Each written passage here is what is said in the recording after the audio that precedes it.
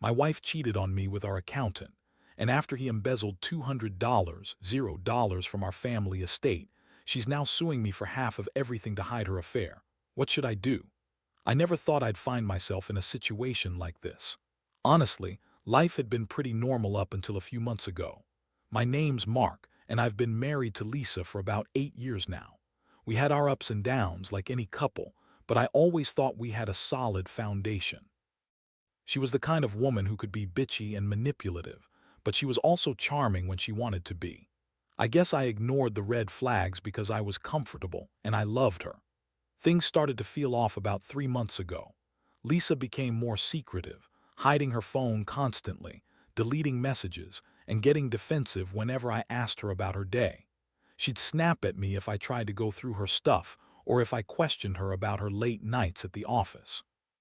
She said I was paranoid, that I didn't trust her, and that I was just imagining things. But I knew her too. Well, something was wrong. Then came the biggest shock of all. I started noticing strange charges on our credit card statements, small at first, but then bigger, more frequent.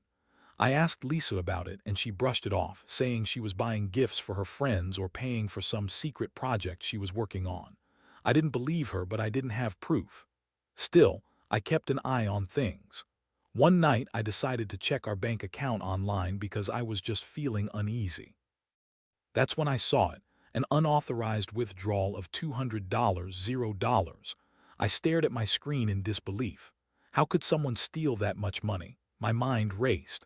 I knew Lisa handled our finances, but she always told me she was careful. I couldn't believe she'd do something like this. Then I remembered the strange calls she had been taking late at night, her nervousness whenever I approached her, and her constant lies about her whereabouts. It all clicked into place. I confronted her the next morning. I was furious. I showed her the bank statement and her face went pale. She started lying immediately, saying it was a mistake, that I was overreacting, that it was some kind of glitch, but I knew better. I had been in business long enough to recognize deception. She tried to tell me she was innocent, that the money was for a big investment she had been planning, something she never mentioned before. She insisted I was paranoid and that I needed to trust her, but I didn't trust her anymore. Not after this. The worst part wasn't just the betrayal of the money. It was the betrayal of our marriage, the way she lied to my face, the way she dismissed my concerns like I was crazy. I felt like I'd been punched in the stomach. My mind kept circling back to how she could be so deceitful, how she could steal from us after everything we had built. I couldn't sleep that night, replaying everything, trying to understand what I missed, what I did wrong. But deep down, I knew this was just the tip of the iceberg. There was more to this story, and I was starting to realize that Lisa's lies went way beyond money. I needed to find out the truth. I started digging through her emails, her phone, anything I could get my hands on, and that's when I found the emails, flirty messages with our accountant, Jason. It was obvious they'd been seeing each other for a while. The tone was intimate, suggestive. I couldn't believe my eyes. My wife, the woman I loved, was cheating on me with the guy handling our finances. It was like a punch to the gut, but also a wake-up call. This wasn't just about money. It was about betrayal on every level. I thought about confronting her again, but I knew I needed a plan. I needed to be smart about this. I couldn't just blow up and make a scene. I wanted to catch her in the act if I could, see how far this went. I also had to figure out what to do about the money, about us, about everything. My head was spinning, but one thing was clear. I couldn't stay silent. I had to do something, and I had to do it fast. After I uncovered the emails and the stolen money, everything felt like it was crashing down around me. I was furious, betrayed, and honestly a little scared. I kept thinking about what this meant for us, for our life savings, for our future. Lisa's lies kept echoing in my head, her dismissiveness, her sneers when I asked her questions. I knew I had to act carefully, but I also knew I couldn't keep pretending everything was fine. The first thing I did was to start gathering evidence. I printed out the emails, downloaded bank statements, and kept a detailed record of all the suspicious transactions. I wanted everything documented in case I needed to take legal action or confront her more forcefully later. I also hired a private investigator. I didn't trust Lisa to come clean on her own, and I needed to know if she was hiding anything else, especially if she was continuing her affair with Jason. In the meantime, I kept my cool around her, acting as if I was still unaware. It was hard. Every time she smiled at me or made some snide remark, I felt a mix of disgust and heartbreak. She was such a bitch sometimes, lying, manipulating, acting innocent when she was the one cheating and stealing from us. I couldn't believe I married someone like her, but I had to stay composed because I knew the moment I lost control, she'd spin everything against me. One night I caught her sneaking her phone into the bathroom. I followed her and she started to panic. She tried to hide her screen, but I saw the message she was typing, another flirtatious text to Jason. That was the final straw. I knew she was still lying, still hiding something. I decided I had enough. I couldn't keep pretending I was okay with her lying to my face, especially after everything I'd uncovered. The confrontation that night was brutal. I told her I knew about the affair, the money, everything. She immediately started lying again, trying to deny it, saying I was paranoid, that I was just imagining things. She told me Jason was just a friend, that I was jealous, that I was overreacting. She looked me dead in the eyes and told me I was crazy for thinking she'd cheat or steal from us. But I wasn't buying it anymore. I saw her for what she was, an unfaithful, manipulative woman who'd do anything to keep her secrets safe. Her reaction was surprisingly cold and dismissive. Instead of breaking down or begging for forgiveness, she doubled down on her lies. She accused me of spying on her because I didn't trust her, called me paranoid, and even tried to turn the tables around, saying I was the one who was cheating on her. That was the moment I realized her whole act was just that, an act. She was good at lying, good at twisting the truth, but I saw through her. After that night, I knew I had to get out of this marriage, or at least put some serious boundaries in place. But I also knew I needed to handle the money first. I called my lawyer the next day and explained everything. I wanted to freeze our accounts, prevent her from withdrawing any more money, and start an official investigation into her financial dealings. I also told my lawyer about the affair with Jason.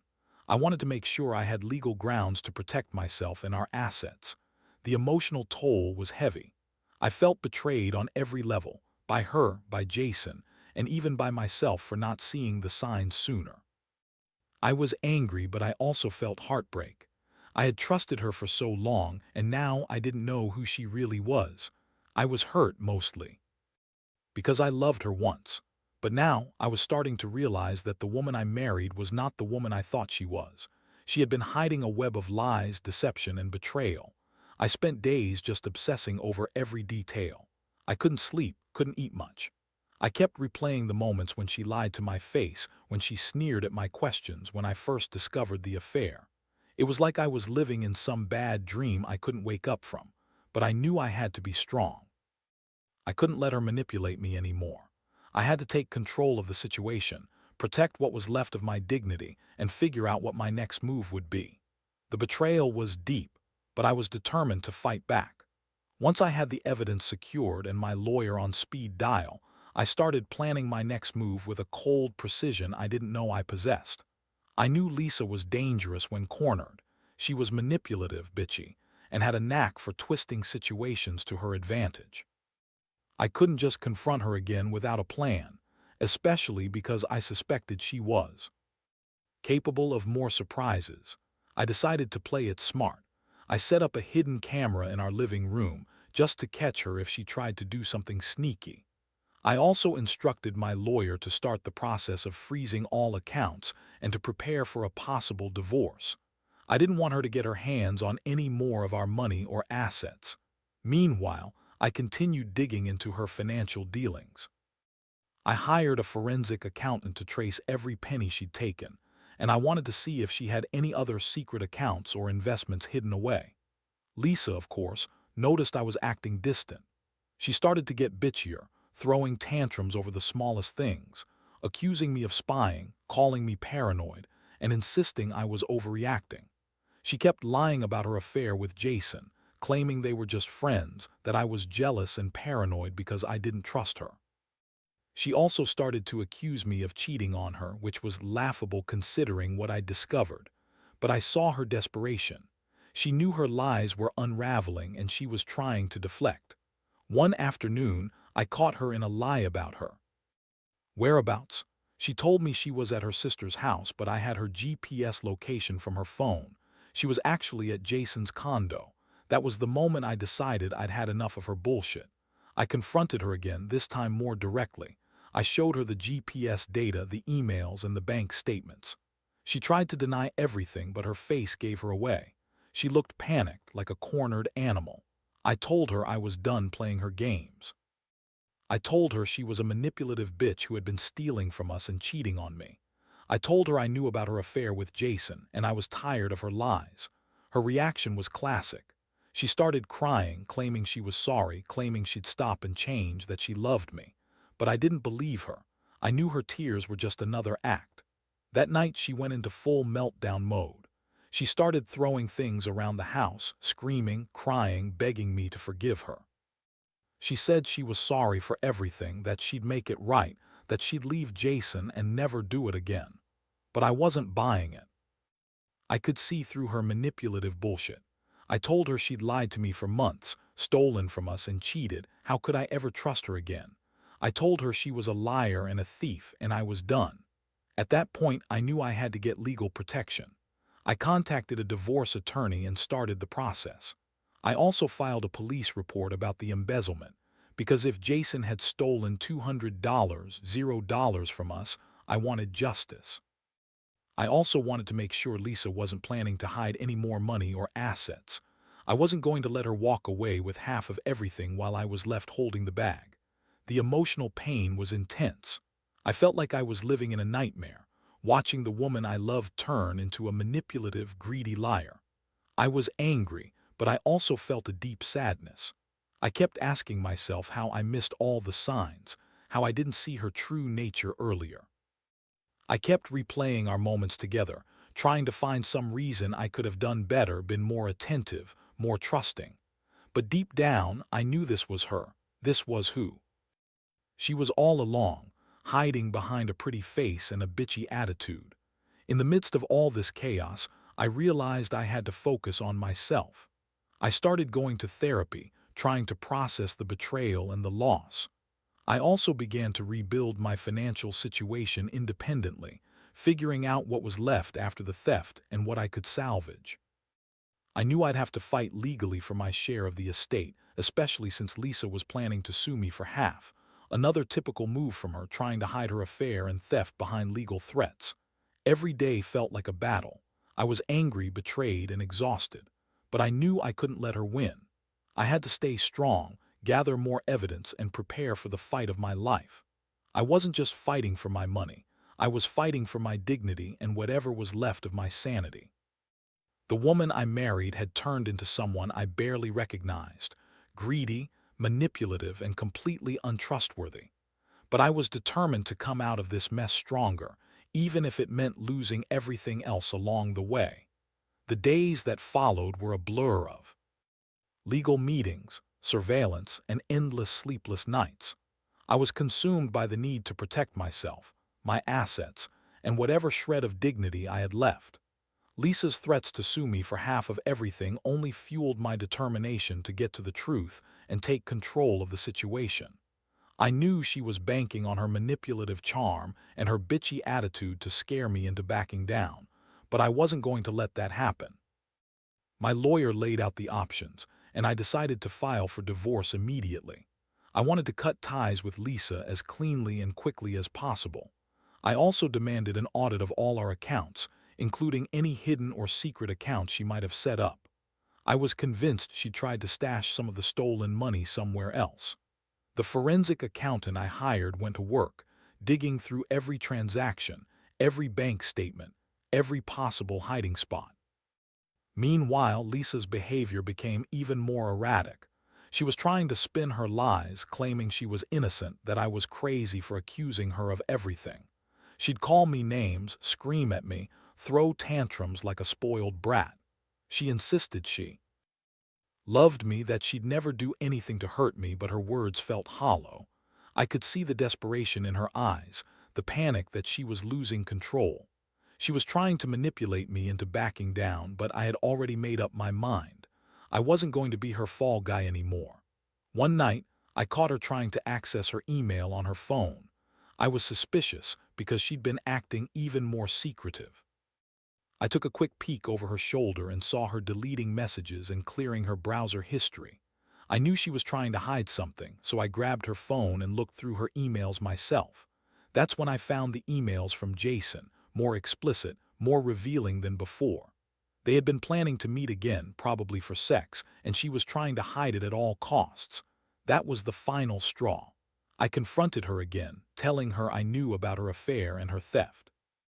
Her face twisted with anger and frustration. She started lying again, trying to deny everything, but her voice trembled. I told her I had enough.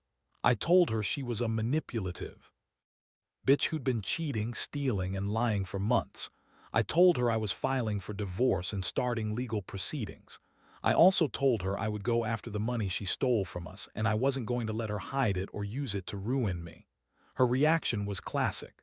She started crying, pretending to be the victim, claiming she was sorry that she'd change. But I didn't believe her. I saw past her tears, past her fake apologies. I knew she was just trying to buy time, trying to manipulate me into feeling guilty. I realized that her tears were just another act. She was good at pretending, but I could see the coldness behind her eyes. The next morning, I followed through with my plan. I met with my lawyer, handed over all the evidence, and signed the divorce papers. I wanted her out of my life and out of my financial future. I also contacted the police, filing a report about the embezzlement.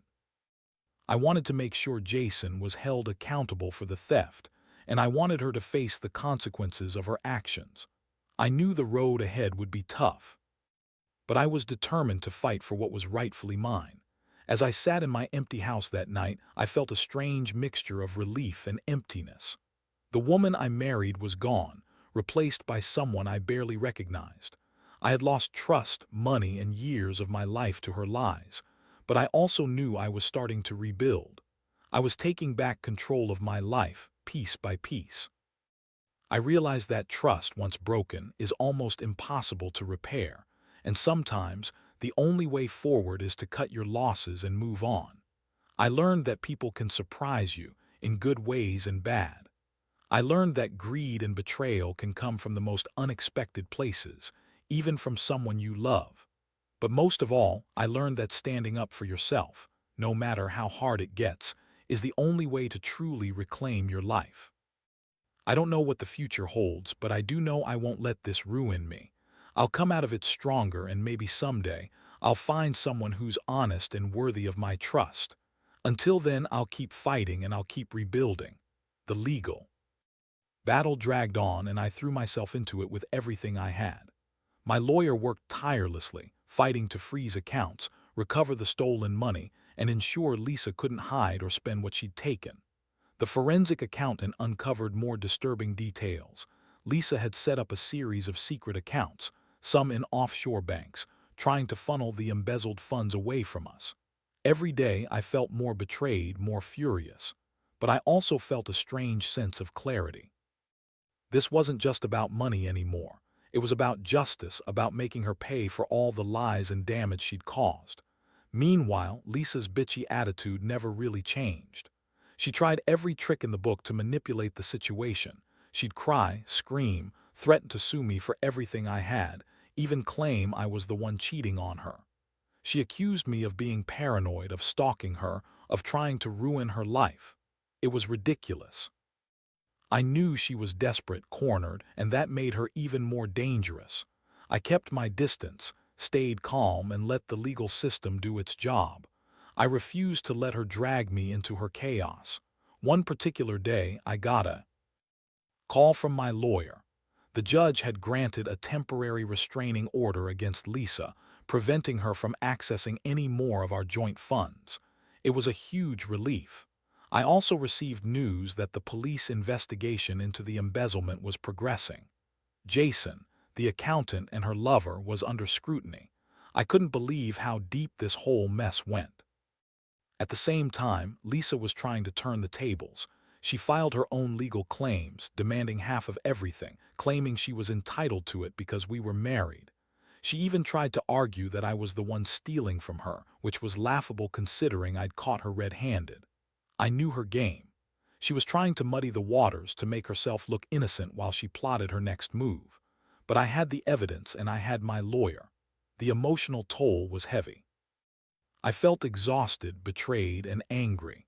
I kept asking myself how I missed all the signs, how I could have been so blind to her true nature. I'd loved her once, but now I saw her for who she really was, a manipulative, greedy bitch who'd do anything to get what she wanted. The worst part was knowing she'd probably never change, that she'd keep lying and scheming until she got what she wanted, even if it meant destroying everything around her. But I was learning to stand my ground. I started seeing a therapist to help me process the betrayal and rebuild my mental strength. I also made a point to focus on myself, getting healthy, working out, and reconnecting with friends I'd neglected during the chaos. I knew I had to do this for me, because if I didn't, I'd never move past the pain she'd caused.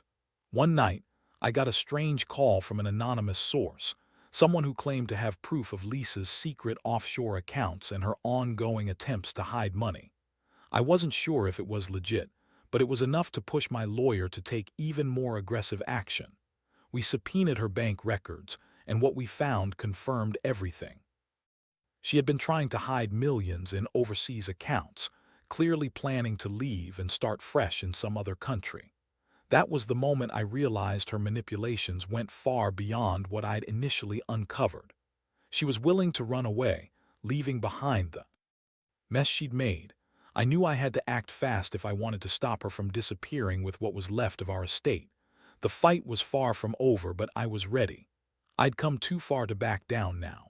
The truth was out and the legal system was closing in. I didn't know what the final outcome would be, but I knew one thing for sure. Lisa's lies and schemes had finally caught up with her. I was done being the victim. I was going to fight for what was rightfully mine, for my sanity, and for the hope that someday I'd find peace after this nightmare. For now, I just had to hold on, stay strong, and see this through to the end. The final months of this whole ordeal felt like a blur of court dates, legal battles, and endless nights of trying to piece my life back together. Lisa's schemes kept unraveling, and her false claims about ownership and entitlement crumbled under the weight of the evidence. The offshore accounts she'd tried to hide were seized, and the judge ordered her to return every penny she'd stolen from us, plus interest and damages. It was a long, exhausting process, but I finally saw some justice. Throughout it all, I stayed focused on rebuilding myself. I cut all ties with Lisa, divorced her legally, and cut her out of my life entirely. I refused to let her continue manipulating and lying. I learned some harsh lessons about trust, greed, and the importance of paying attention to red flags early. I also realized how important it is to protect yourself legally and financially, especially when someone you love turns out to be someone you don't even recognize anymore. Looking back, I can say I've grown stronger from this experience. The pain and betrayal were immense, but I refused to let her destroy me completely. I found support from friends, therapy, and a renewed focus on my own well-being. I've learned that sometimes people you love can betray you in ways you never expect, and that the best way to survive is to face it head-on with honesty and resilience. Now, I'm slowly rebuilding my life. I've started fresh, focusing on my career, my health, and the relationships I want to nurture. I don't trust easily anymore, but I'm learning to be cautious and to listen to my instincts. I've come to accept that some people are just not worth the trouble, no matter how much you loved them once. Most importantly, I've learned that revenge isn't about petty payback or getting even. It's about standing up for yourself, making sure justice is served, and reclaiming your life. Lisa's betrayal taught me that you have to be vigilant, protect what's yours, and never let anyone manipulate or steal from you without consequences. If there's one thing I want anyone reading this to understand, it's that betrayal can come from the most unexpected places and it can shake you to your core. But you have the strength to fight back, to protect yourself, and to find a way forward. Trust is fragile. Once broken, it's hard to rebuild. But self-respect and resilience are even stronger. So here I am, finally at peace. The scars remain, but they're part of my story now. I survived the storm, learned some hard truths, and emerged on the other side with a clearer perspective. Life isn't perfect, and people will disappoint you, sometimes in ways you never imagined. But you can choose to rise above it, to take control of your destiny, and to keep moving forward no matter what.